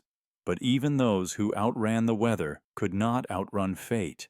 Some found shelter, only to die with no sign of injury, as if the name itself had summoned death, not the storm. Records from the Abbey of Saint-Étienne describe the terror in detail. Monks wrote of entire families huddled together in silence during storms, eyes wide, listening for any sound beyond the rain. Some clawed at their own ears, desperate to avoid hearing the whisper. A few accused others of cursing them. Witchcraft trials surged briefly. One woman was burned when her name never came, but all others in her family were called and died. Survivors said she had made a pact, that she had given up their names to save herself. By midsummer, the region's population had dropped drastically, not from plague or war, but from fear. The psychological toll was devastating. Fields went untended. Bread wasn't baked. Children stopped playing. People moved in silence, always watching the sky. Some simply gave up, lying in the open during storms, inviting the voice to speak. They no longer feared death. They feared not knowing when it would come. Historians today debate the phenomenon. Was it mass hysteria, the result of collective grief during a particularly cruel season? Could atmospheric pressure and acoustics have created illusions of voice? Some suggest infrasound, low-frequency vibrations caused by thunder and wind, might affect the brain's auditory processing. Others theorize a form of contagious psychological suggestion. Once a few believed they heard names, others were primed to experience the same hallucination. But these explanations fail to address the chilling accuracy. The deaths were real. The names spoken were not random. There are verified burial records matching dates of rainfall and individual deaths, documented in detail by the monks who remained behind. Too many coincidences. Too much fear to be mere imagination. More mystically inclined scholars have drawn attention to pre-Christian legends from the region. Ancient Celtic tribes believed that water, especially rain, could act as a veil between worlds. In times of imbalance, it was said the dead could speak through water. Some myths even tell of a cursed season where nature itself would act as a messenger of judgment, speaking the names of the doomed before claiming them. There is even one obscure Latin passage written by a monk who survived that summer. He claimed the rain was the tongue of purgatory, that it named only those who had been marked, not by sin alone, but by unfulfilled debts, emotional, spiritual, or ancestral. The storm seeks those who pretend they are innocent, he wrote, but have ghosts that still breathe through them. The phenomenon ended as suddenly as it began. By the last week of August, the rain came heavy and silent. No whispers, no names. And for the first time in months, no deaths followed. Survivors wept in the streets, not from joy, but from release. Many moved away, abandoning the land entirely. Others stayed but refused to speak of what had happened. It became taboo. A story passed in hushed tones, a warning to children: never mock the rain, never ignore its voice. If it ever speaks your name, run. To this day, in the villages that still cling to the edges of those same forests and fields, the old ones listen closely during storms. Some insist they've heard faint murmurs again, not full names, just the start of syllables, too soft to understand. They close their shutters, light their candles, and pray it never becomes clearer, because once it speaks your name, it never stops.